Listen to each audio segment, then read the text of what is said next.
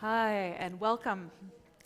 Welcome to Beth El for those who are our guests. Welcome for those of you who are joining us online. Welcome to everybody here in the room, members and friends. I'm Cantor Vera Brookhuizen, and we are very excited that you are joining us for this important conversation with Stacey Borden, who is the founder and the executive director of New Beginnings Reentry Services.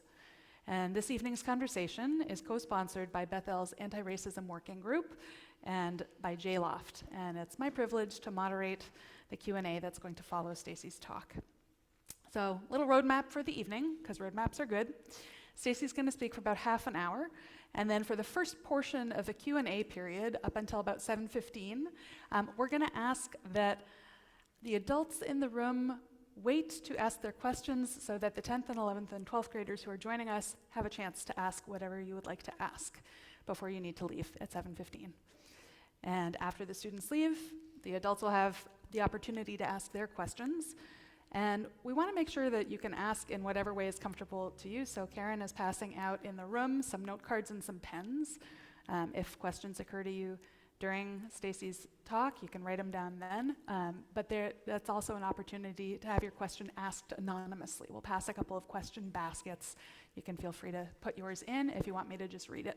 And if you would like to ask a question live, I will bring this around. For folks who are joining us online, if you want to ask a question anonymously, you can send it by chat to the Congregation Beth El host account, or you can, if you want to ask it vocally aloud, you can raise a hand with the reaction button or on your screen, or you can put something into the chat. So that's the housekeeping. Stacey Borden's activism, about which she's going to tell us tonight, is firmly grounded in lived experience.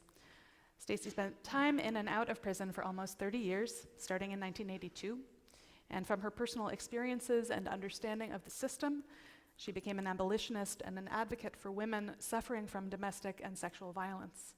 Stacey created her organization, New Beginnings Reentry Services, in 2022 in response to the lack of resources for these women suffering from past traumas and injustices within prison. So the mission of New Beginnings Reentry Services, and I know you're going to tell us even more about it, but I'll just give a little teaser, is to reduce recidivism, which is re-offense, legal re-offense that often leads to reincarceration after somebody has been released from incarceration. And the way New Beginnings Reentry Services does this is to advocate for and provide services to women who are re-entering local communities. With a master's degree in mental health counseling, with a concentration in addictions and trauma, Stacey is a strong advocate for drama therapy for the women she cares for in the organization. And when New Beginnings was getting off the ground, Beth El's Anti-Racism Working Group did some really great work organizing to support it, and Elaine spearheaded that particular effort. So in addition to her work with New Beginnings Reentry Services, Stacey is an author, performance artist, motivational speaker, and an activist. She's been on a bunch of panel discussions about the criminal justice system, and she's guest lectured at Berklee School of Music and Harvard Divinity School. And there are many other honors and participations that have come her way in a very well-deserved manner.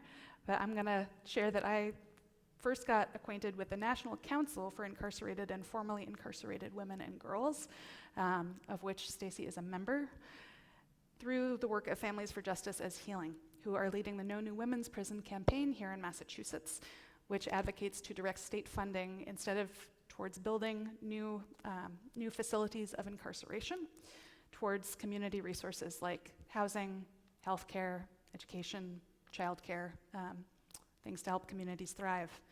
And the Boston chapter of TRUA, the Rabbinic Call for Human Rights, on whose steering committee I sit, is a campaign partner with Families for Justice as Healing. TRUA sources its own advocacy on this issue in Judaism's historic emphasis on teshuvah, this idea of return, restitution, restorative justice, and really emphasizes that over punitive justice. We don't see a lot of incarceration in traditional Jewish sources. It's typically very, very limited, and it's never prioritized as an optimal pathway to teshuvah. The line from incarceration to teshuvah is not a straight nor a clear one in our Jewish texts and in our Jewish tradition. During Trua's involvement in this campaign, I've been overwhelmed and educated by the powerful testimony of previously incarcerated and currently incarcerated women and girls. There was a historic hearing this past April of the bill at the Massachusetts State House, which was the very first time legislators heard from people inside about issues that were directly affecting them. So I am thrilled that our community now has the opportunity to hear from Stacey about her own story and the crucial work of New Beginnings Reentry Services. So Stacey, it is over to you. Thank you. Thank you. Thank you. First, let me just say thank you to my dear friend Elaine for all the support of Bethel in supporting us at our beginning stages, and Judy and Lisa with spearheading another part of funding us, and of course Karen and you. And so this is really an honor to be here. Little correction, I've established New Beginnings Reentry Services in 2016. 2022 is when we first started the reentry residential. So just a little bit about me. 30 minutes is a great time because I could talk a lot. There's so much to talk about. Now you normally only have 7 minutes or 10. So thank you for this time because there's really a lot to talk about to really get the audience and our young people to really understand what we're doing when it comes to women and people incarcerated. And so I grew up in Roxbury. I'm a member of 12 siblings. My parents were married 65 years. There was a lot of dysfunction going on. I come from the Project, which is a Boston-based community, low-income homes that are really kind of confined and almost equivalent to what a prison environment would look like. Our bedrooms was the same as a cell.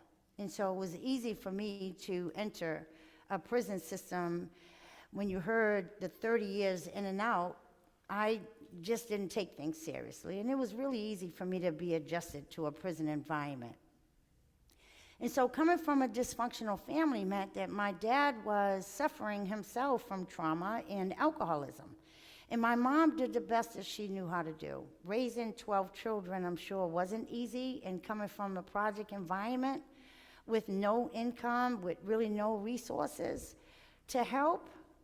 In hindsight, I could see she's probably the strongest black woman that I've ever met in my life to really help raise children and help my dad overcome his alcoholism. So very early in the 70s, my father made a decision to pour his liquor down the drain and put himself in detox. And when he came out, he then navigated and went into college because he wanted to do something different. And he then went into Antioch University, which was in the basement of Harvard University. And then he went to Rutgers University for his license in substance abuse and went back and finished his master's in education at Antioch. And then he opened up a detox. Who knew? I knew that he was feeding people, but I didn't know that he had a whole program, which now is Dimmick Community Center. Right? I say wow myself because I'm like, really, that one building was Roxbury Detox. But because Daddy said the work starts in the basement, really, literally, he meant the basement of one's temple, of their body. I thought really the basement. He was in the basement conducting groups and counseling, and he just didn't know how to come out and be the executive director and run his organization. The supporters in his board of directors would always tell him that he has to go up there and feed people, and not just feed them sandwiches, but give them healthy meals. And more so, you got to fix some roofs, and you got to get some money in here. And so he felt it was best that people were telling their deep, dark pain and their secrets to continue the group therapy that he was doing. And needless to say, he lost the program. From there, he became a constable. And my mom said, with 12 children, with these bad little kids in this house, you're not having no gun. And why would you want to evict people? And so he put that down and went into the court system and became a superior court officer. And he was glad that he did it because he thought he could make a change for people who were being arrested and being held in the back of the courtroom cells that were being mistreated. And he would always say, you know what, my daughter comes through here. You're not going to mistreat them. Give them extra sandwiches. You're not going to mistreat someone who is suffering from HIV or AIDS and putting gloves on and mistreating people. And he started educating the courts. That is Suffolk, Boston, Suffolk Court. And I, laugh about it sometime. And I knew Dad worked in there. So I would do my crimes outside of Boston so I wouldn't embarrass him. I didn't know any better. But there was times I had to go through there. And he would always say, go home, see your mom's hurting. And he would bust in courtrooms and tell the judges, you're not going to do this to my daughter. And judges would always say to him, George, you're out of order. This is unethical. You shouldn't be in this, a conflict of interest. You should not. He said, listen, this is my child and she needs help. And they would always let me go. Wasn't really good. That was enabling. And so that's where my 30 years in and out. Daddy thought that he was helping because he didn't know how to really help. And my mom, I thought, really hated me. My mom didn't know how to say, I love you. I always struggled with that because she would always write me or just on the phone, she would always say, love you. And I would be screaming for her to say, just say it, Mom, I love you. And she just couldn't. Now, I didn't know none of this. I didn't know anything of what I'm telling you until I went into the prison system my last time in 2006. I had 15 warrants all over Massachusetts because I was stealing. And the reason why I was stealing is because I suffered very early sexual trauma. I had an older brother who was also drug addicted. And I was molested by him, and nobody in the family could process what was happening to me. I didn't know what was happening to me, and I didn't know how to express it. I was always angry. I was always drinking your liquor when it came time for Christmas and Thanksgiving. I was always out of control, and nobody knew how to handle it. And I never knew how to just say what my brother was doing. I just would always lash out and say, you better not look at my niece, or you better not stop looking at my sister, or why are you looking at that girl? Or I just didn't know how to process my own emotions. That led me into drug addiction. I started smoking weed about 11, and then cocaine came into my life because my older brother was a heroin addict and shooting cocaine and heroin, and he would give me cocaine. And that became my savior. I had a long-term relationship with cocaine because I didn't know how to relate to anything else. And so that led me into the criminal legal system of being arrested for stealing and writing checks. And then I started going in and out of prison since 1982. I think my first arrest was Androscoggin County Jail in Maine. We got in the car. I told my parents that I was going to go skiing, and she's like, skiing? You don't even go roller skating. What do you mean? Who taught you how to ski? She knew better, but she couldn't stop me. By then, I was 16, 17. And we were stealing all the way up. And then when we got there, we were bringing a young girl there to go into clubs and dance. And they knew she was a teenager, and they didn't hire her. And so how did we get back? We didn't have no more money to get back, so we started stealing, trying to go back. And the state police was waiting for us at the toll booth. And I was scared out of my mind because all through the bullhorn, they told us don't move or they was going to shoot. And then we ended up in a prison environment. Now, that experience, was frightening. That was probably the first time that I was in an environment that were both juvenile, male, and female. And there was just no respect for a young woman, a young girl. And I couldn't process going to court every Friday, waiting for a bail. And I was there 6 months. Because I had a bandana on my head, they put me in a category of being in a gang. and I had never belonged to a gang. And so everybody else got a bail, and I couldn't get a bail. And my parents couldn't process what was going on. And by the time the 6th month came, my parents had decided to pay for a lawyer. And once we got a lawyer, I got out. And I was like, what did he say that I couldn't say for myself? I knew then that there was something wrong here, but it didn't register still. I didn't get any type of services or help. I came home and I dived right back into the street and ended up in short, I was raped at 18, and then I got stabbed, and then I was shot, and then I was choked, and then that was all in 1982, and my mother said, that's it, she's out of here. And she sent me to Georgia. And I swear I tried my best. I worked in property management. I tried to navigate the trauma on my own, and something kept drawing me to cocaine. And then my world started spiraling again. After 5 years, I ended up back in Boston. And my life just spiraled downhill.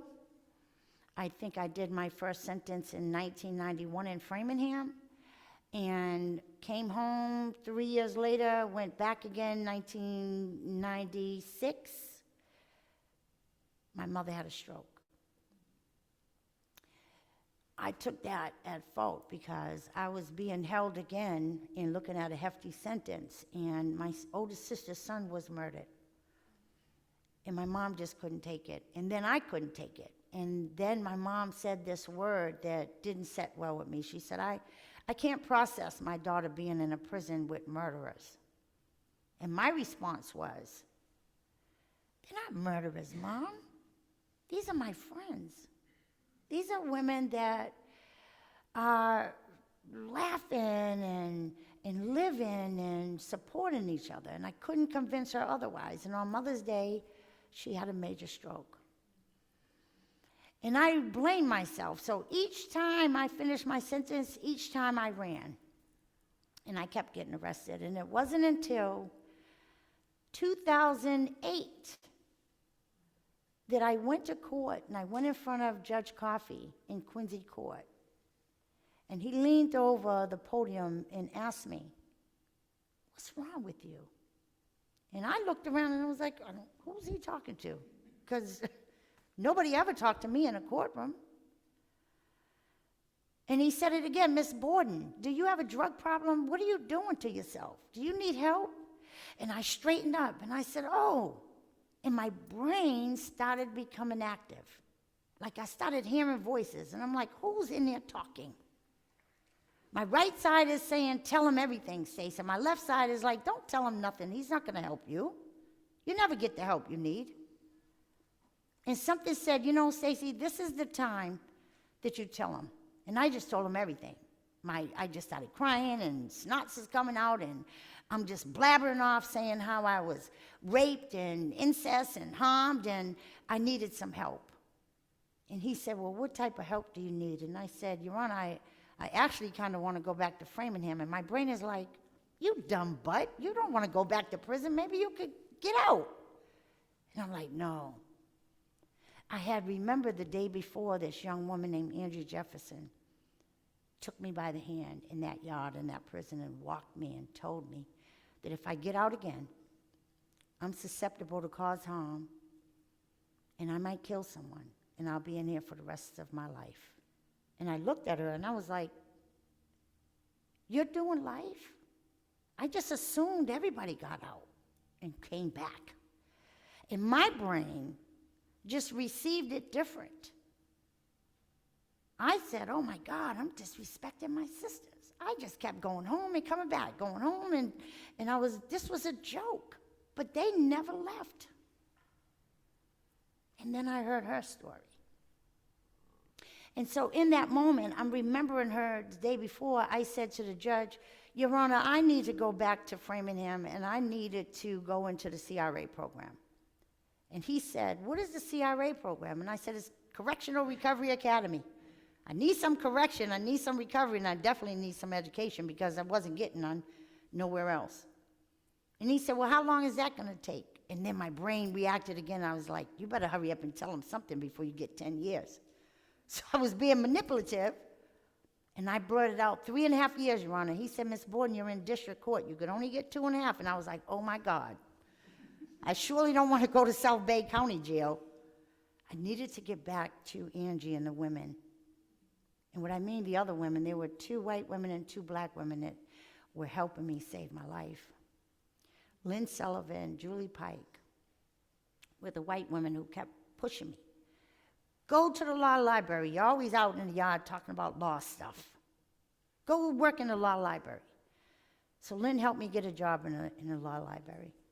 And Julie, she was always up there doing the needs program. The needs program are training dogs for handicap accessibility out here. She was creating Braille for the blind. I'm like, who does that in prison? Like, you all do all this stuff in here? I had forgot they had been there for decades.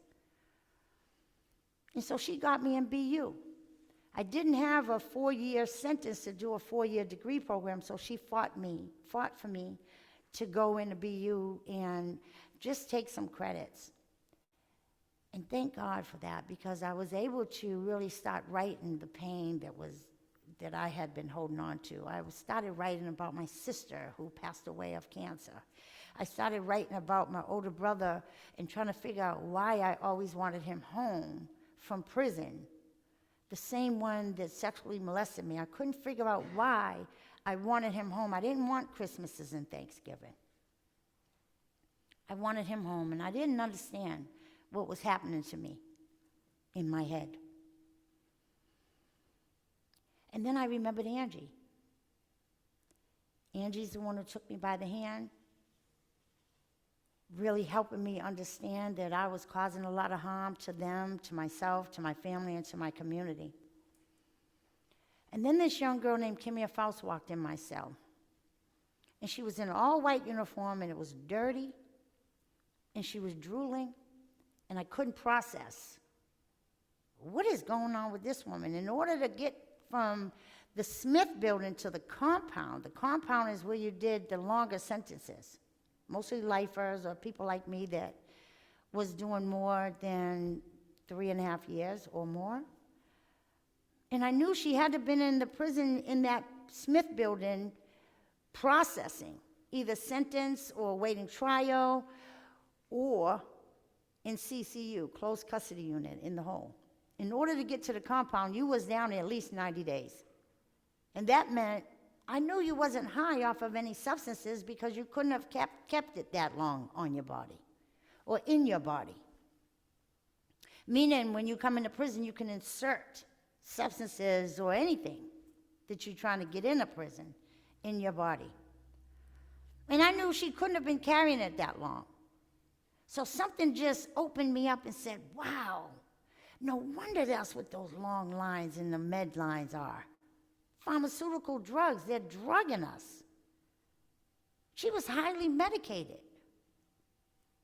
And I started thinking, like, what is going on in your head? Why are you all of a sudden hearing and seeing everything? Like, does this mean change? Am I changing? Am I taking responsibility and accountability? Is that what that means? And I said, yes, Stace, this time, because all of us in that prison suffered from something. And then I said it. Wow, what an injustice that we could all be harmed in one form or the other. And nobody's giving us the help we need before we cause the harm to other people. And what I mean by that is I had to go back to Angie. When I think about Angie Jefferson, when she walked the yard that day, and she told me that she too comes from the project. She was from Ruggles Project. It wasn't too far away, wasn't less than a mile away from the project I grew up in. And when she was 7 or 8, her father was murdered, and her mother mentally checked out and started drinking and beating her and putting her in the hallway. And I'm like, God, 9 years old, at least I had some brothers and sisters that kind of helped me navigate through a project. She had to kind of raise herself navigating through a project and sleeping in the hallway. By the time she was 15, 16, she started becoming sexually active and got pregnant with her first child. That relationship didn't work out. The second relationship was pretty abusive, and she got pregnant again with her daughter, and her daughter's father was murdered when Shanita was 3. And I'm like, how is it possible is that your father gets murdered and now your daughter's father? And so what are you in here for? And she said, I stabbed my boyfriend and he died. And I'm like, okay, there's a story behind this. You mean to tell me your father's murdered, your daughter's father's murdered, and then you murder? That's impossible. That's injustice. Like, do you want to talk about that? And then I realized maybe I have some qualities that maybe I have counselor or something written on my head, because why does somebody keep telling me their stories? I had my own stories to heal from.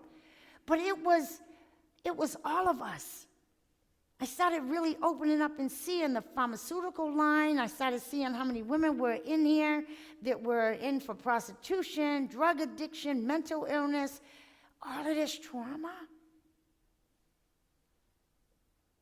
And so I asked Angie, what happened? And she told me. She thought this guy loved her. He forced her to have an abortion.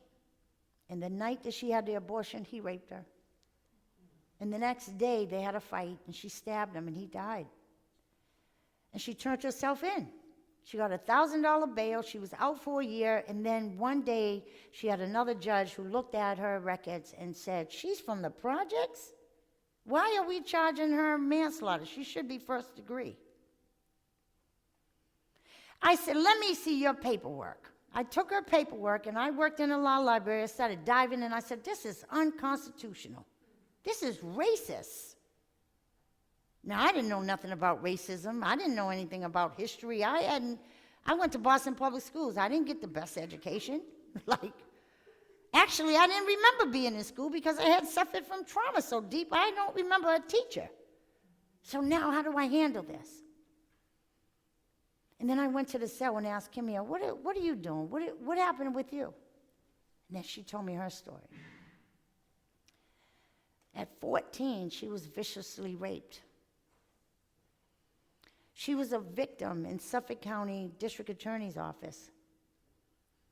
And they forced her and her mom to come in and be a witness to the perpetrator who raped her. And she begged them, don't let me in here. I don't want to see him again.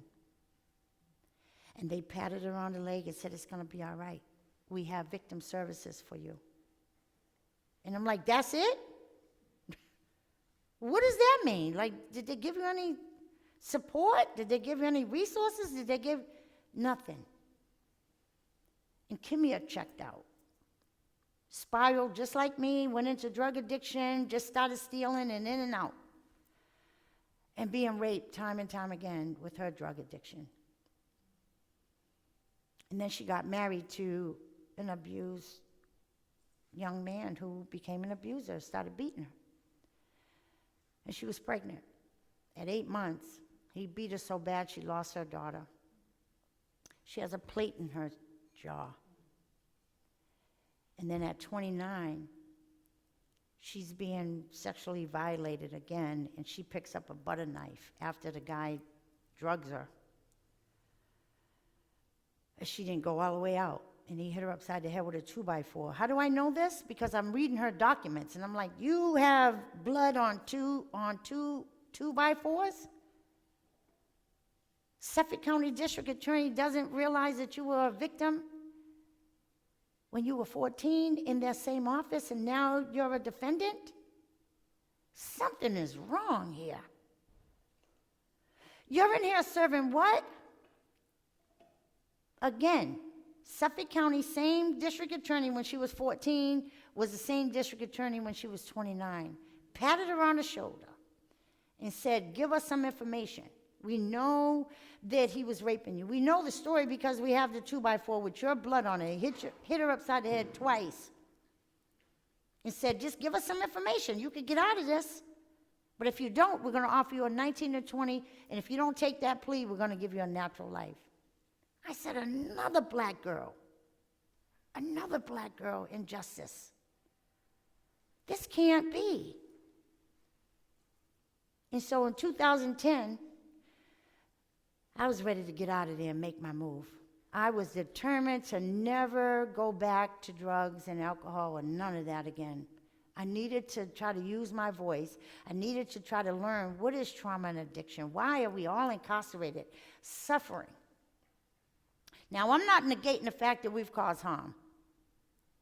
But I am stating that we should not be still talking about crime and punishment, especially when it comes to women. Women are just different. That's what God made us different. We're just different. Hormonally, we have a lot of different issues going on. A lot of changes happening. Right now, I'm having a hot flash. Like, I didn't ask for that, but that's what happens. I suspect men may have some too. Maybe they don't admit it. I don't know. I'm not a man. But why are we creating a system to discard human beings? Why do we just send people in a prison environment that is most often unnatural and often violent? Now, I don't know about you all. If you hadn't had the experience of prison, I'm going to tell you that even in the men's prison system, those guards that get beat up and stabbed in the head are not the ones who are the victims.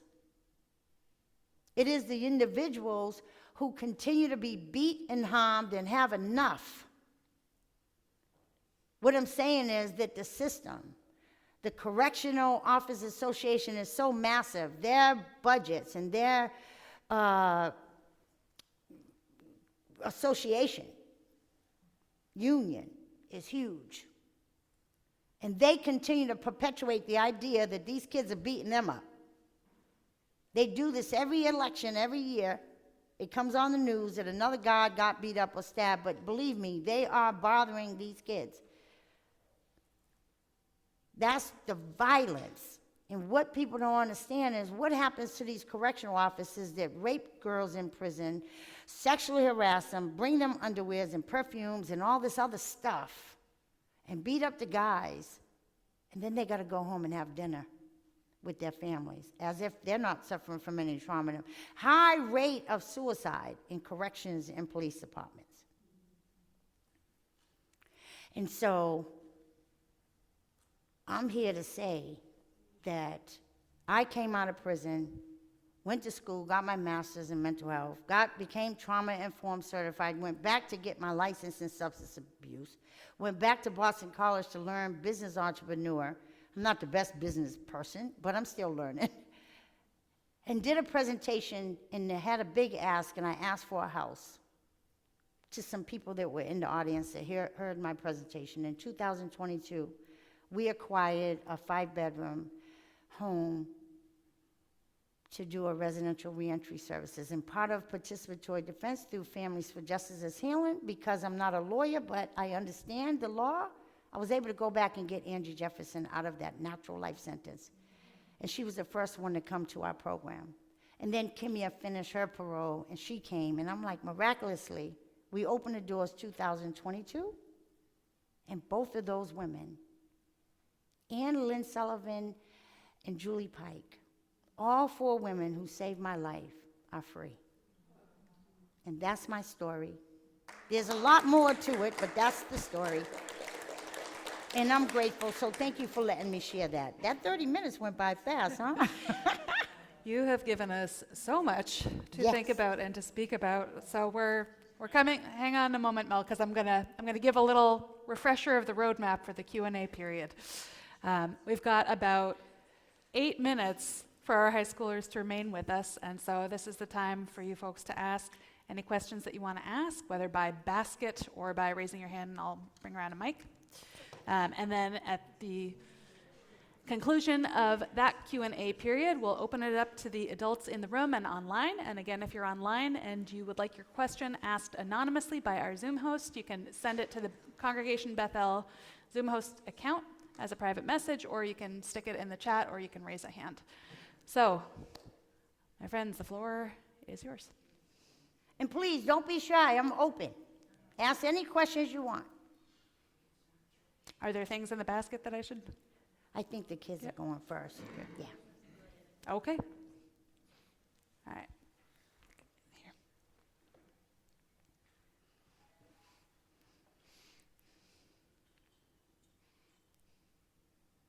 Did they put questions in the basket? Oh. Nobody's curious? Nobody wants to beat me up?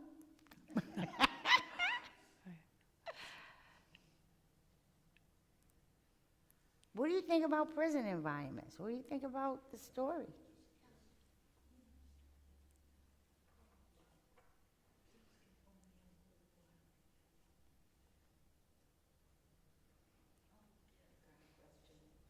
I see a question. Hang on a moment. Let me give this Awesome. the mic. Here you go. Okay, hi, I'm Alina.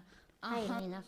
That I can kind of like experience your trauma with rape and stuff. Like, I wanted to like ask, like how old did it happen? Like, when you were like with your brother? Like, I just want I was as early as 7. wow. And I can't see it. I don't know if, and I'm sorry to be explicit because it's kind of hard to bring this to young people, but I don't remember. I think there was more fondling and oral. I just remember waking up and my underwear was on the bottom. So there's triggers every now and then Yeah. in life, right? A wind could blow and something comes up. Yeah. Or a smell happens and something. That's part of the trauma. Exactly. And the more that I talk about it, the more it becomes revealing. People ask a lot, like, what happens with me and him now? It took me to come home, and my parents were dying, and my mom, I had a closure with my mom, and my mom asked, how you doing with Ricky in there? And I said, oh, you did know. You did believe me. And miraculously, he said, went in the living room, and he sat there, and he said, Stacey, I'm so sorry. I affected every part of your life. School, relationships, functioning, everything. And so I now have a point in my life where I'm like, you know, that part is gone. It's gone. We can begin to heal. You never get healed. But you're not healed. But that memory is lapsing now because there's so many other things that has been going on. And we know the part of the brain that holds a lot of memory because you got more memory and more exciting stuff happens. And so in a forgiving way, he has a beautiful family now, and I don't often talk about it, and I normally don't say incest, I say sexual abuse, because I don't want his daughters, who are beautiful, who are thriving, to look at their dad in a different way. Thank you. Thank you. Thanks. Yeah. Here you go. I was just wondering if like any of your siblings ended up in like a similar situation as you, like if they went into like the prison system and stuff. Nope. You know what? I'm the 11th child, and I think that I kind of missed the boat from the nurturing part of my mom and dad. I mean, Dad did the best he could, and I think that at that point of my mom's life of 12 siblings and actually 13 births, I think that she was a little older and tired by then, raising all them and him and fighting the community. And I think that I just missed the nurturing part as to why I spiraled. So, I mean, there was some drug addiction happening in the family. My 2 older sisters used to take black beauties or cocaine, and they caught themselves. And it didn't take them to where it took me. And then even my older brother, I think he did like probably 2 years in Concord in his days back in the 70s and never returned back to it. He's been functional and in recovery about 40 years now. It was just me, spiraling. And that's not even to blame my mom. That's just to say that she never dealt with her own trauma. I didn't hear her story until I was ready to hear that her one drink put her in a situation to have her 3rd baby, 5 months old, and put her in the bed instead of putting Bobby in the crib. And when she woke up, she thought she smothered the baby. So that's the misconnection of her knowing how to say, I love you, or even giving me a nurturing hug. She just couldn't do it. I would always look at my mom and be like, why does she always like just Googling? Every time she see babies, she's all happy, but she doesn't touch us. And then I understood, before she passed, I heard her story. And then I found my place in the world, because then I understood my mom. Hearing your parents, where they come from and what they've been through, I just thought she's supposed to be my mom. I didn't even think she's supposed to age. I'm like you. I came out of prison and I'm like, what? You're how old? And you're dying? Like, what is... I had to have some humor. I used to make her laugh, and, you know, and even toward the end of her days, we found some peace. And just even talking to her about her third child, Bobby, I'm like, well, is there a heaven, Mom? Is there? And all of a sudden, she's like, get my red dress. I'm like, hold up, you're not dying yet, are you? Like, you want to wear your red dress? I got you. And if she believed that she'll see Bobby and her husband and her parents and her alcoholic dad and all this stuff, if that's what it is, from the April 9th to April 10th would have been her 66th anniversary. The 11th, she didn't want to get out of bed. The 11th evening, I seen thrush on her tongue, and April 12th, she went to sleep forever, peacefully. Most extraordinary experience, both I was present, not using anything with both parents. It was the most extraordinary. I thought I'd kill myself, and I didn't. And I was like, wow.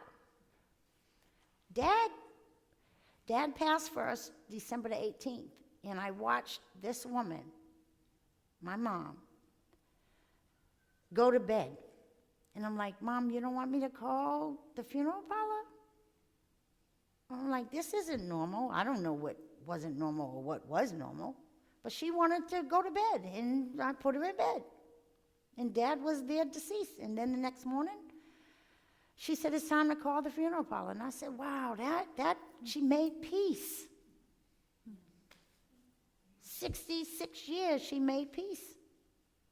I thought that was extraordinary. I was like, okay. And then 4 months, her and I were this part.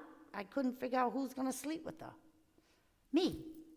Every night. We just talked, we laughed. I mean, my mom had congestive heart failure, and the medicine would release her, so I kept some Depends on her. And the more she laughed, I was like, now I got to wear Depends, because both of us are peeing everywhere. Like, so, and then she finally said it. She said, I love you, Daisy. And I was like, wow. I waited 50 years to hear those magic words. That was the most extraordinary experience, and there was just no reason to go backwards. I had to make my mind up to say no regrets. There's no reason for me to ever enter a prison environment again. The only way I could do that is if I pick up a drink or a drug, and I don't do that. And it's not a desire for me anymore, because I've learned how to just tell my story. We could just tell our story. That's healing in itself. And the work that we do at New Beginnings Reentry Services, just that. We have a theater in the basement, because Dad said the work starts in the basement. We have a podcast on the 3rd floor, and in between, we do a lot of counseling. We do a lot of art therapy. We have partnerships with Berkeley School of Arts. We have MIT. Who knew? I was saying that to you earlier. Who knew MIT teaches art? And we have an amazing art therapist who comes in. We have a music therapist from Berkeley. We have a cognitive behavioral therapist that comes in from Northeastern. I mean, why not use students to learn about social injustices, what happens in the world of incarceration, or black and brown communities that are always, often disproportionately sentenced or out of anything. The lack of resources. The lack of education. And so things are changing, because we have voices now. We can just expose what it is, what's happening to us, and what direction we want to go in life. It's choices. I get it. Thank you. I want to see if there's one more question, because I think we're pretty close to the time. Folks, anything lingering? Then we're going to say thank you for joining us, and Shoni has asked you to rejoin him in the Kollel. So that's where you're headed. Thank you all so very much. Thank you. So now we are going to open up the question and answer with gratitude again to the students for joining us and doing some learning together tonight. To the adults, both in the room and online. So again, if you're online and you want to ask a question aloud, you can raise a hand in the chat window with a reaction or with your hand. You can put something into the chat, and if you are here, you can either stick a question in a basket and pass it, or you can raise your hand, and yes, I see you, Mel. There you go. I grew up in Roxbury, and of all my friends, and I had a lot of them, only one went bad. And I think a lot of it was the environment of the temple and the church and the families. Yeah. But in later life, I represented a lot of people who, Roxbury kids and Brookline, Newton, all in the federal court or in the state court. And I think a lot of the problems with these kids was drugs. Yep. Getting into drugs at an early age caused these kids a lot of problems. And they would buy it, sell it, or use it, and they ended up in the system. And when I say system, I'm talking about criminal system. Yeah. You get a tag, you got a name, you got a number, and that lives with you for the rest of your life. And these kids don't realize that once you're in the system, you stay there. And it's very hard to get out. And I find once when they don't get enough help from probation people and so forth to get them decent jobs and let them earn money so they can go forward, or to get them into schools. I mean, they're just not waste. And when you're in this system, I feel that these kids are just wastes. Adults are different. I mean, they're either criminals or they're not criminals. But the kids, I don't think, are treated correctly, and I don't think they are followed through correctly. Thank you so much for sharing that, Mel. Did you have a question for Stacey to answer? Or? Okay. I was asking if there was also a question that you wanted her to answer, but thank you for sharing that reflection. Okay. Elaine? Well, I have a question that I know the answer to, but I think everybody else would like to hear the answer. Leading question. How did you come up with the system of New Beginnings and the contrast between what you're doing and what happens in the usual prison system? So I had to really take some of my life or lived experiences of what are we doing? I mean, just like he said, I mean, the system is not a solution. Are we really going to keep criminalizing ourselves out of addiction? It's not a solution. And so why don't we give people new beginnings? Not second chances. Maybe they never had a first chance, right? So let's give them a new beginning. Let's treat them like human beings and give them the services. What are the services? I had to learn that for myself. What did I need?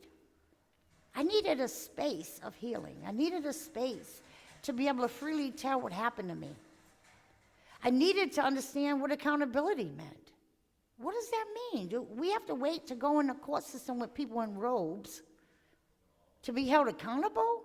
Who are you to hold me accountable without teaching me accountability?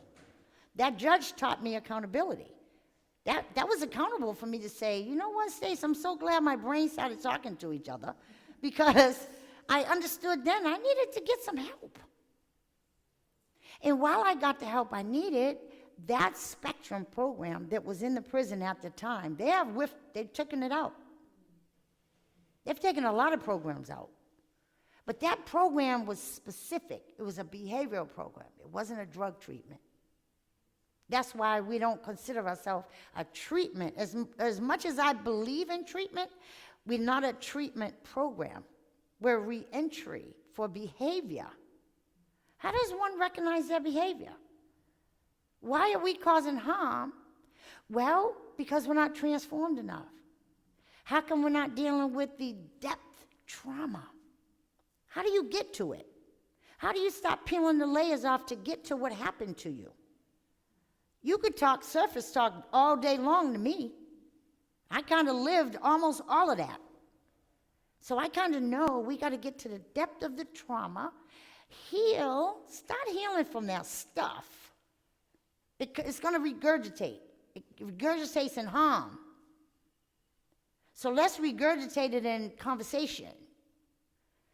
My girls go into therapy and they think that they're supposed to tell their story. I'm like, no, you don't. A good therapist will have a conversation with you and pull out some stuff you don't even know you're talking. I'm saying I'm a good therapist. I could have a good conversation with you. And then I'm going to ask you some questions and you don't even know you're answering them. And then they walk out of here talking about, you're so good. I'm like, no, no, no. You're so good. You're good because it's in everybody. Everybody has a right to heal. Everybody has a fundamental right to have housing and employment. But people come out of prison, you can't put them in housing and a job without starting to talk about transform harm. Let's talk about what happened to you. Let's talk about what you can do different. And then talk about restorative justice. What does that look like? Can we do a healing circle and then you say what you need to say and you say what, and then that gives you the ability, like the ripple effect. That young lady opened up, she opened up. Right? That's how it works. And so a new beginning. All I could think of was new beginnings, reentry. Nobody's doing reentry. Nobody even know how to reintegrate us back into community. They gave me a state paper and told me to go downtown Boston. And I'm like, where's the building? I couldn't even find the building. What, is there a building? Where's the services? Who's going to help? And then you have parole and probation who are on your back saying, get a job. Go do this. Go. And I'm like, really? I don't think that I've ever really held a real job. What does that look like? I'm expecting someone to hand me a job. I didn't know I need to go look for a job. What's a resume? What do I put on it? So I stumbled upon SPAN. SPAN was an after-school, Lynn Levy was an older woman who created a program in the day that you can come in and learn how to do a resume. And she brought people in there to teach you. And there was a fabulous woman that came in and did a resume presentation. And she said, you know what? We could even make it decorative. We could be creative with a resume. And she showed a resume that had like the whole transit system. This year was the red line, and I did this, and I was like, that was amazing. So that gave me an incentive to be creative. Everything I did in Framingham, I put it on the resume. Framingham State Prison under education, and did bullet points of everything I did, every group I did. And when I went for a job, they said, oh, you worked in Framingham? And I was like, no. It was like, was you an inmate? And I said, well, I don't use that word. I didn't particularly enter that prison to mate with anybody. So I didn't put it under, employment. I put it under education. And they said, oh, we're going to hire you. That was Gavin Foundation. I worked in their detox. I was like, that's great. I can help people. And so a new beginning. It gave me a whole new beginning. I worked from Gavin Foundation and detoxes to the clinical stabilization unit while I was in my master's, and I learned I could counsel people, and then I was running groups, and people were coming down from different, departments and saying, wow, is that Stacey doing a group again? They were getting some information and healing, And I said, this is great. I got to find out how to run a house. And so I got a job. I left them after a year and a half and went to Victory program because they were about housing, and they were opening up a women's house. And I said, okay, maybe I could run a women's house. I learned how to run a women's house. And then I went into the methadone clinic and said, let me see how billing goes. Maybe I can bill and I could create a salary for myself. And then when I went into the methadone clinic, there was so much backlash about methadone. I said, no, it's effective if you have somebody counsel you. Because there's a lot of people, professionals, police officers, doctors, who are there for pain management. We can't be different because we come from the street. It's still the same as pain. You ask somebody that are in pain from street behavior, where does it hurt when they say I'm in pain? I'm like, well, can I touch you? Does it hurt there? It's no different than somebody who's been harmed in a police department or a doctor in a car accident. Pain is pain. But if you manage the methadone without us, the system, having you come out of a prison environment, put you on methadone or Suboxone, and then let you go to a primary care doctor to give you a Klonopin, which is a psych med, then you don't have any clarity. No wonder recidivism, you're going to keep going back. Let's put it where it belongs, in the Department of Mental Health. Right? You should have a psychiatric care giving you psychiatric meds. I can't get our mayor or governor to even hear me. Can I have a meeting with you? I'll tell you how to handle this homeless population in Boston. Wouldn't that be nice? You have the methadone clinic, you have the jail, you have probation, you have Boston Medical. Who's overseeing any of it? And then you have all the shelters. And then all that harm that's happening. But every time somebody comes out of that little jail, or God forbid, one of the state jails, they send them over there for primary care. And primary care takes what the prison gives them, their prescriptions, and then the primary care doctor rewrites Klonopins, psych meds. And then you're sent over there for the methadone clinic or the urine, and now you're caught up in the mess. You can't get back out because you relapse. I'm sorry.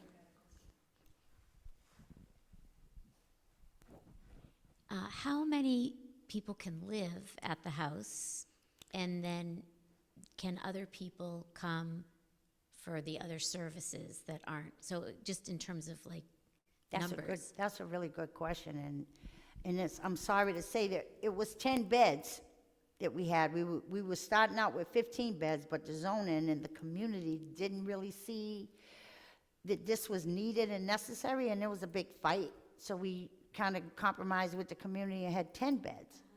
And for the past 3 years, we've been able to graduate 12 women. And then something happened. Funding dropped, and we had to go in front of the parole office.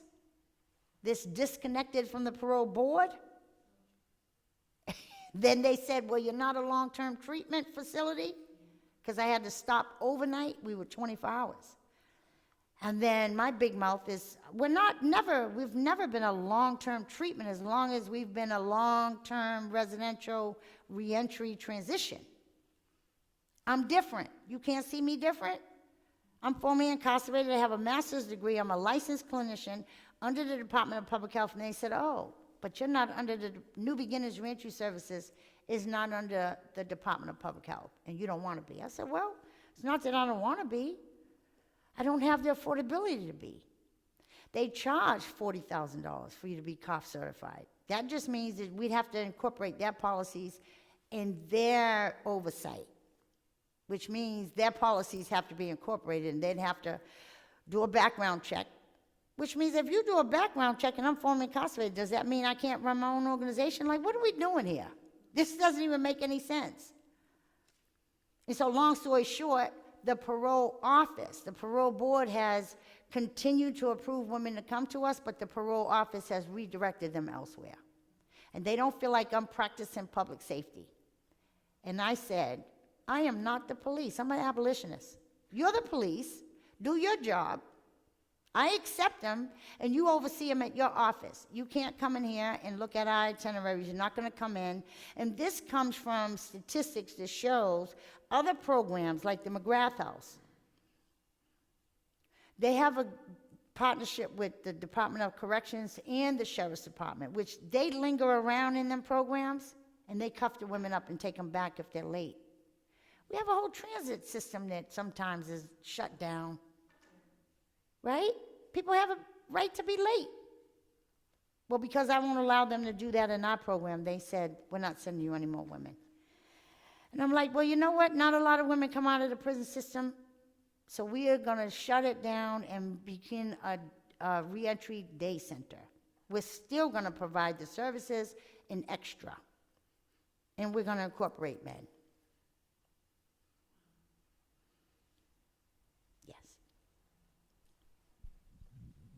Thank you so much. This has been wonderful. Thank you. Very educational. You mentioned BU and Framingham. Is that the program where the other professors go in? Were you in They that? stopped it.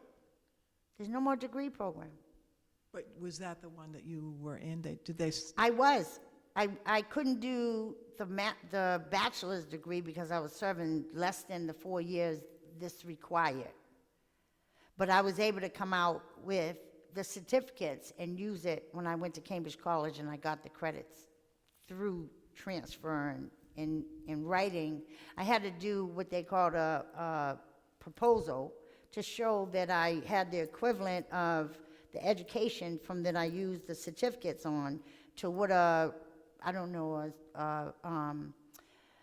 what do you call it, a syllabus would be for different courses, and I got the credits for it. So I did a whole portfolio for $500, and I got, I want to say, 21 credits, almost equivalent to a year off. So I kind of used it wisely because the Cambridge College was an adult accelerated college, so that meant that I took 4 courses, including weekends, and then I did a whole portfolio for $500 to show all the certificates. 18 certificates gave me about 21 credits. Thank you.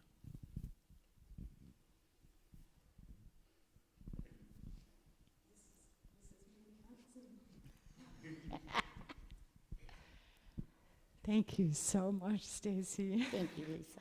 It's just so fantastic and inspiring to hear you. So I'm curious about action, because I'm just a really action-oriented person. So in the short term, what actions would you love for us to be taking? And then in the longer term, what would that look like? And I love that question, Lisa. Thank you. I think that, I could appear that I know what I'm doing, and I actually don't think I do. I mean, for the past 3 years, we brought women home and we helped them navigate. But as far as really holding the organization together, it has been a lot to learn. And action-wise, I kind of need a board of directors. I need some board members. And I don't know how to ask because it's volunteer work. And I think that that's hard for me to ask, or maybe the expertise of people to see that I don't know what I'm doing. Or, to be honest, are you going to put me to work and do extra, double, triple work, right? Which I'm open to do. So I'm having a lack of board of directors. I need good board members to take us on fiduciary, fundraising, how to get the right grants for the plan. I've researched. Maryland has 4 beautiful reentry day centers that are thriving. And so we know that the funds are there for that. There's not so much for residential. I guess people just don't want to invest in residential. But we need help. I need help with the board of directors. We need fundraising. I don't know how to do fundraising events. And we need some specific grants that will fund. Because it's one thing, I've been writing the grants myself for the past 2.5 years, and I don't know how I've managed to be at $879,000 program budget. I don't know how. I know how to ask for money, but I don't know how to maintain continuously holding us sustainable. So that's where I'm at. I think that shifting, starting January, I'm really hoping to have a solid board that will meet quarterly, that would help me develop this organization to where it should be and help people. And I think that would really stop this madness of spending $236,000 per person to hold a woman in prison per year. Never mind the other prisons. I mean, every prison has a budget. We spend $800 million per year tax money to hold people in prisons. So that's the ask, is if anybody's willing to come and be on my board and really help me move this organization where it needs to be, while I do the other magic of keeping people from recidivating and causing harm, and having the right staffing, onboarding. We need a grant writer, we need a program director, we need a marketing director. All the things that other organizations have that I haven't had the affordability, it's been me. And the 9 staff members that I have were all formerly incarcerated, that I thought I was doing the right thing, and most of them were problematic, didn't get the help that they needed. And so,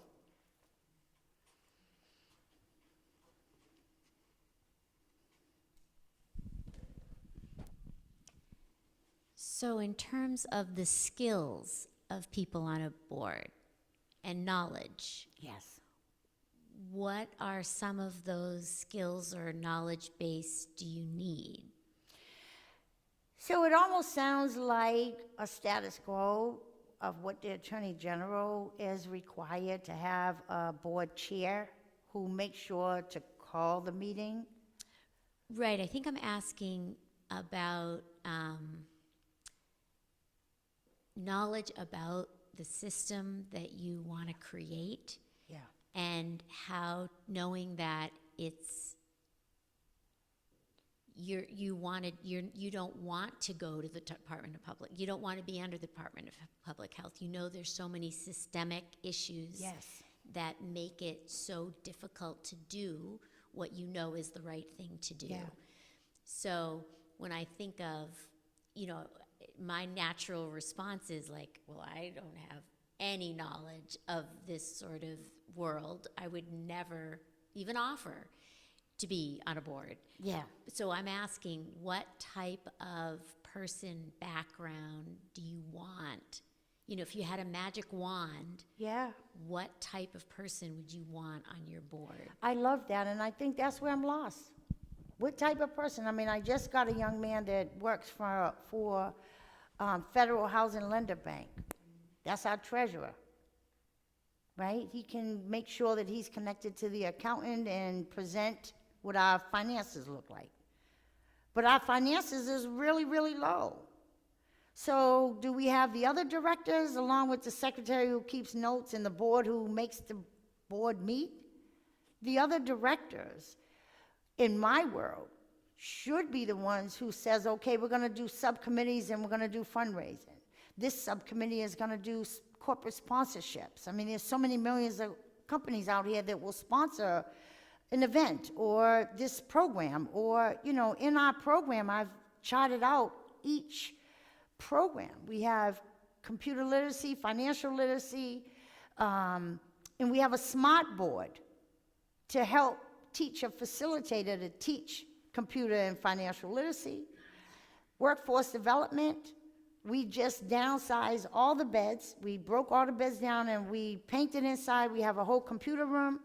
We have a museum room going in, which means we partnered with Equal Justice Institute down in Alabama, Brian Stevenson's work, to run his legacy museum will come on a screen ongoing, so our formerly incarcerated people could see how we came from slavery to modern day slavery, as well as other things that are going in that room. Right now, how could a board show all that? We have the podcast upstairs to let our formerly incarcerated people to talk about different topics of injustices. For instance, I worked in my backyard on getting Raymond Gaines home, who I knew when I was 9. He used to be in the household of our dysfunction of shooting heroin, and he went to prison for a murder he didn't commit. Now, how did I know that? Because from the little girl's eyes at 9, I knew he wasn't harmful to me. He was my savior from everybody else. I don't know who else may have fondled me of coming in that project setting, right? Now, Raymond's home after 47 years. He had a double natural life sentence.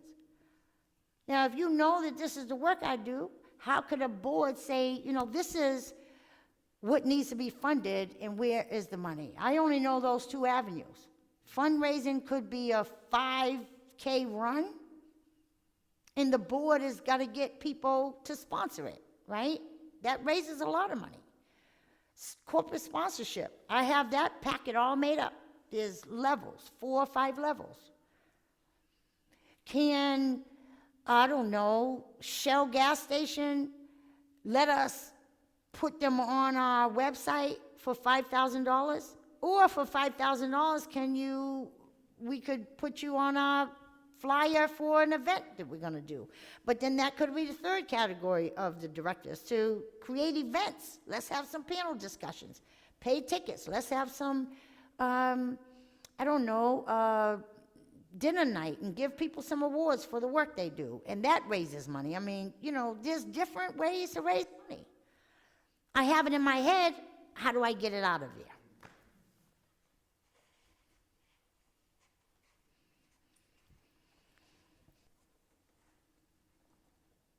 I think all There of you us go, are Rebecca. affected by trauma, addiction, and incarceration, or one of the above.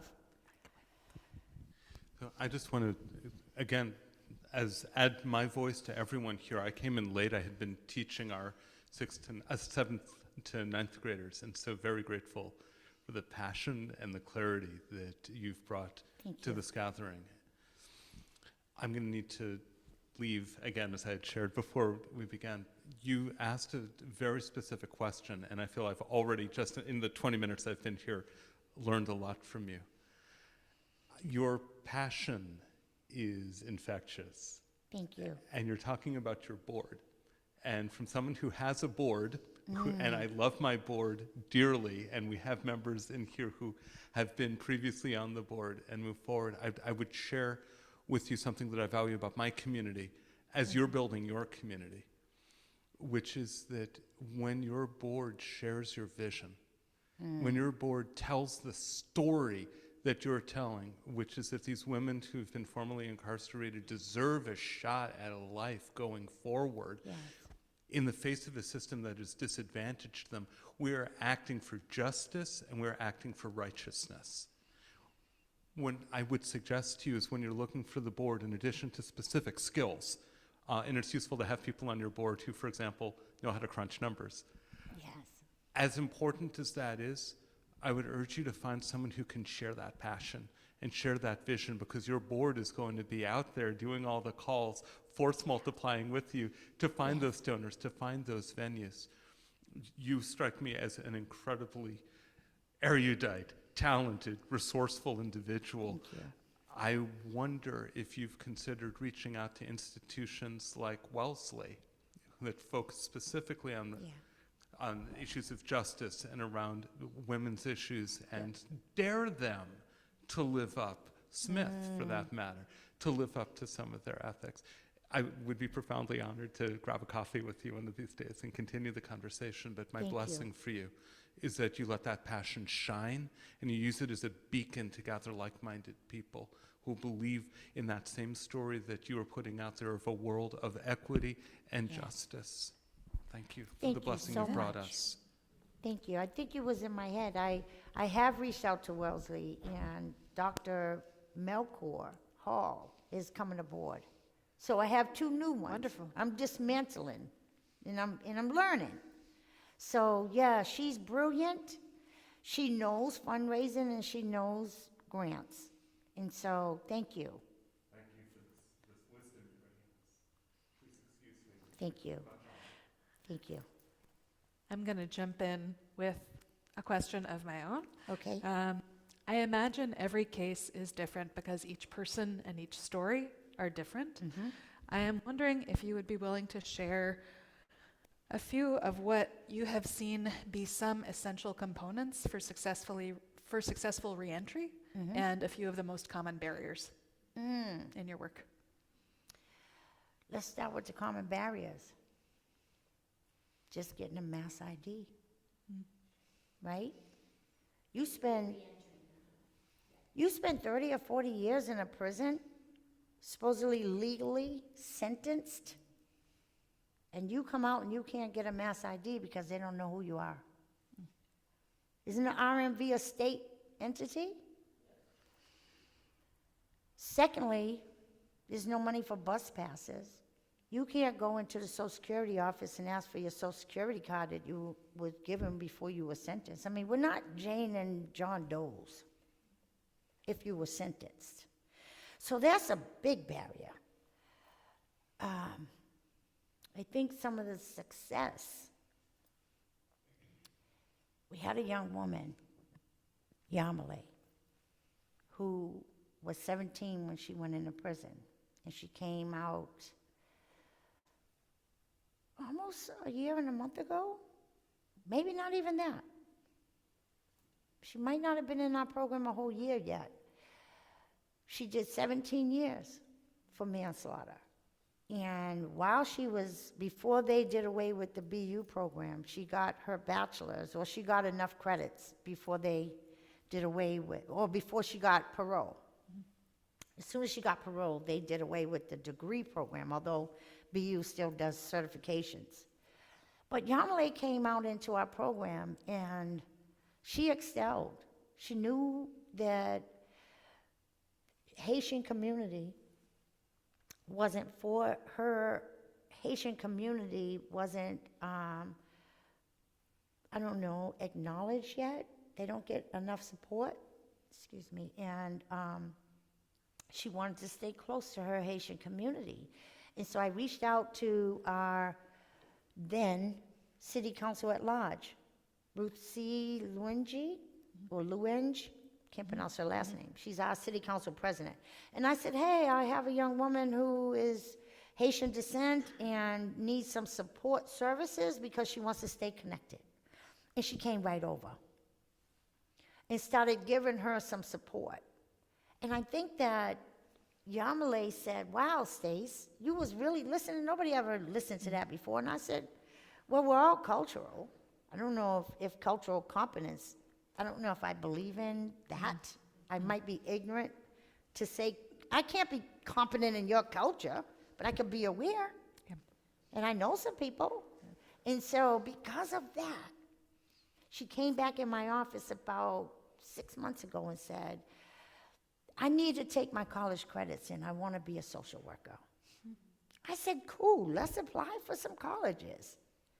She had already got a job with the needs, because she had a needs certificate, training dogs. She already got a job walking dogs, cleaning dogs or walking them. And so she was stable with her job. And I said, well, let's apply. Where you want to apply? She said, Bridgewater. I said, how about Simmons? I'll never get in Simmons. I was like, really? I know some people.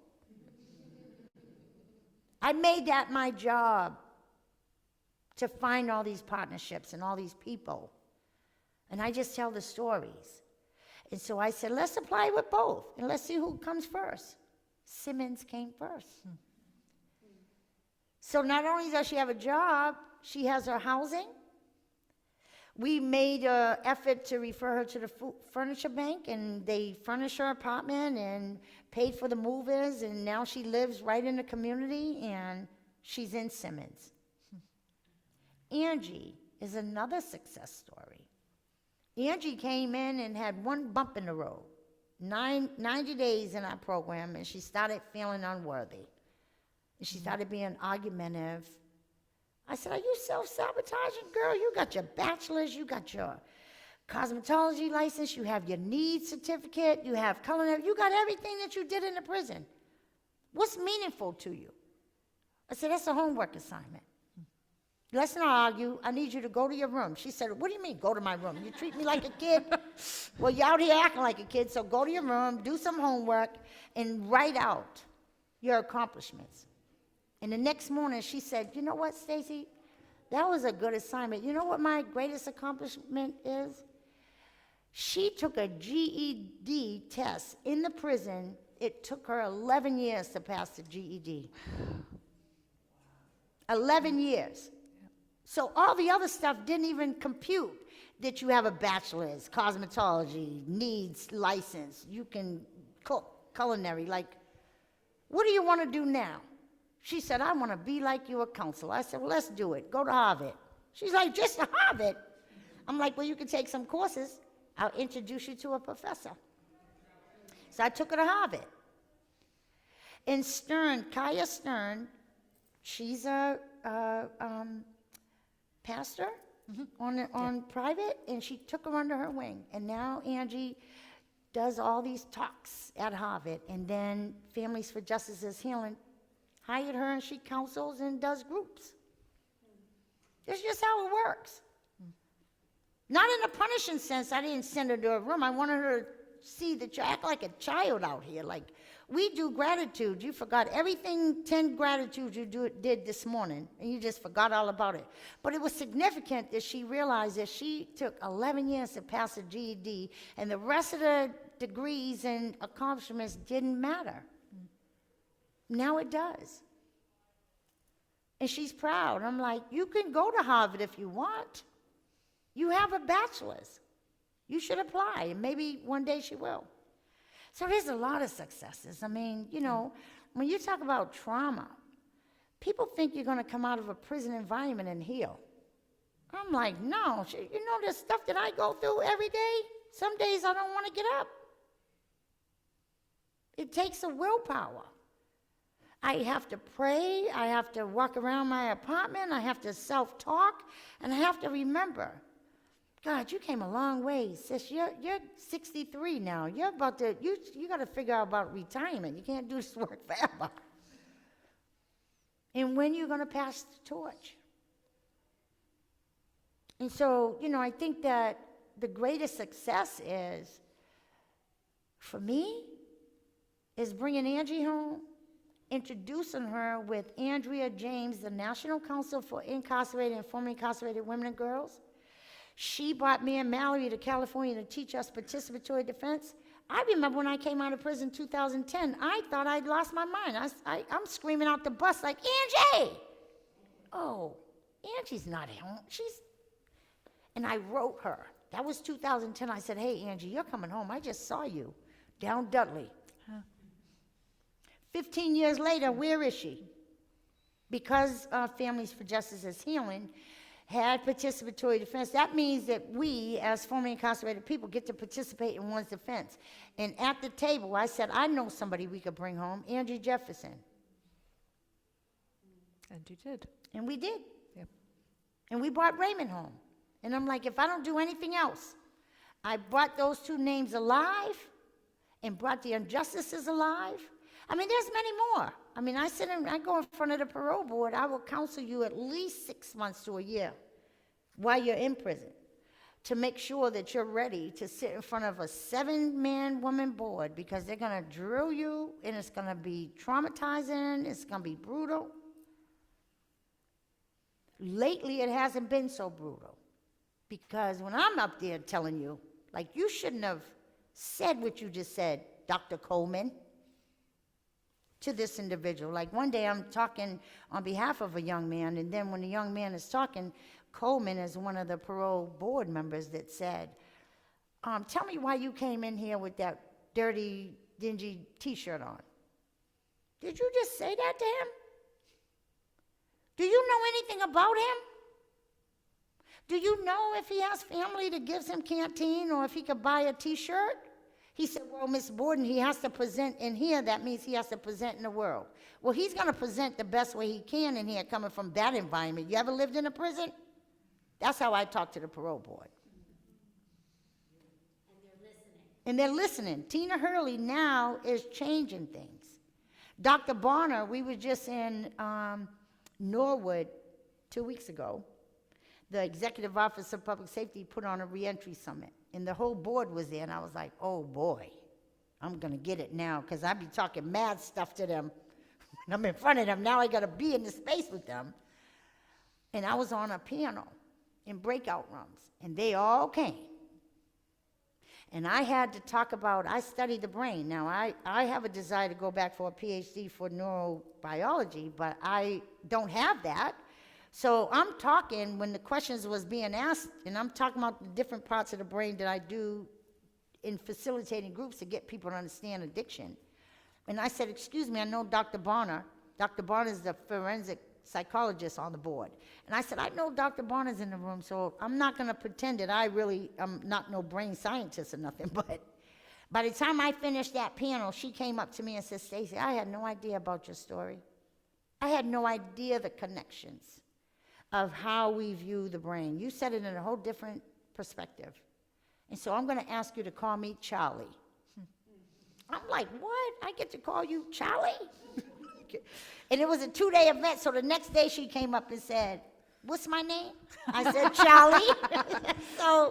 So it's about, it's about being free to see them as human beings. Judges, parole board members, lawyers, district attorneys, all of them were all due to error. So I'm not scared anymore. I'm going to say what I need to say. And I want people to understand that we're human beings. This is humanity. Because they've done some worse, wrong things don't mean we should discard them. They should be receiving help. Some people have serious, severe mental illness. And I tell them all the time, can you imagine living in a kitchen cabinet? There's stories out here that you don't know where these people come from for you to treat them like this. I counsel these people. People come from a lot of harm as to why they keep causing harm.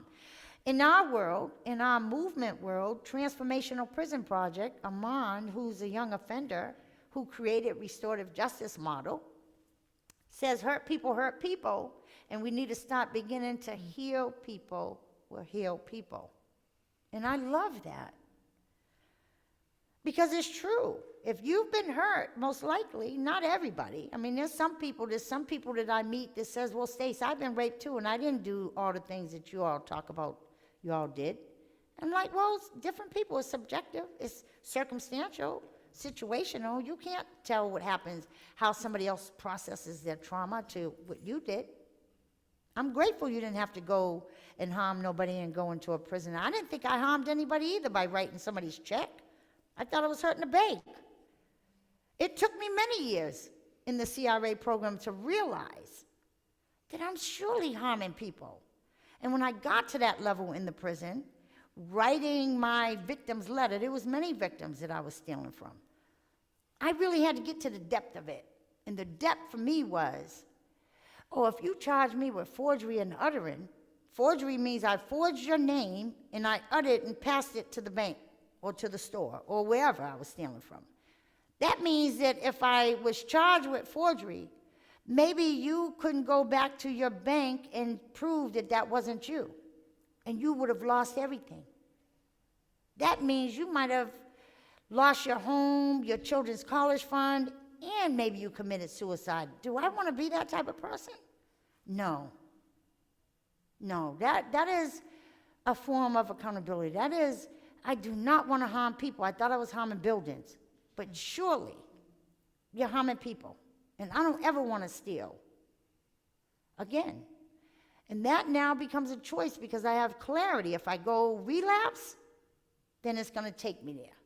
And so I'm adamant. Every morning I wake up and thank God I'm not using, and don't put me in, I don't let people get in my car.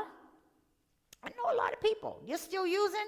You could call me and I'll take you to a detox, but don't call me for nothing else. I'm not giving you no money. I'm not letting you stay with me. You can't get in my car. Why? Because you might stuff some drugs or something and I have the record. I'm going to jail. I'm vigilant. And I mean that. You could call me if you want a program. I'll get you a bed. I'll do everything in my power to make sure you get treatment. But don't call me for nothing else. That's just how it got to be. Still love you. I got a lot of love in my heart. Actually, I got a whole bed. You can come and get in my program. But if you don't want programming, I can't help you. So there is a Jewish text which the last 10 minutes or so have been bringing back into my head and reinforcing, and I think with your permission we'll conclude here for this evening, although of course we hope that the conversations and the questions and the explorations with New Beginnings and these other projects will continue.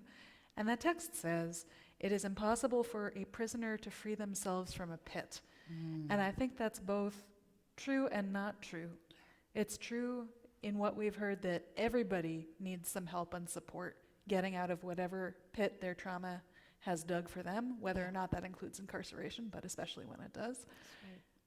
But also that somebody in a pit can and must also be part of getting themselves out of it. That you do better when other people are supporting you, but that you have to be part of that process as well, and that both of those parts are necessary. And I want to thank you for sharing so generously of your story, of your project, of the stories of folks that you have been supporting and encountering, and giving us the opportunity to learn tonight. Thank you. I love that because I think that everybody wants a place of belonging. It reminds me of Brene Brown with her little skit that has the little deep hole. Yes. And they're reaching down to help them out. We all want a place of belonging, so thank you. This has been amazing. I'm just so grateful. Thank you. Thank you so and- much. And we want to thank again the Anti-Racism Working Group and J-Loft Yes. for co-sponsoring this program. Karen, is there anything else we should know as the program concludes? Please stay for snacks and tea. And if you want to find out more about New Beginnings, please Google, and I imagine, Stacey, there are resources you could send anybody who's interested who lets us know. Yeah, and I'm sorry I forgot to bring my literature. I left it. I had it right in the bag, so sorry. But I'm online. I mean, everything, you could Google Everything's Stacey online. Borden or New Beginnings Reentry Yep. Services, pops right up. Thank you. Thank you.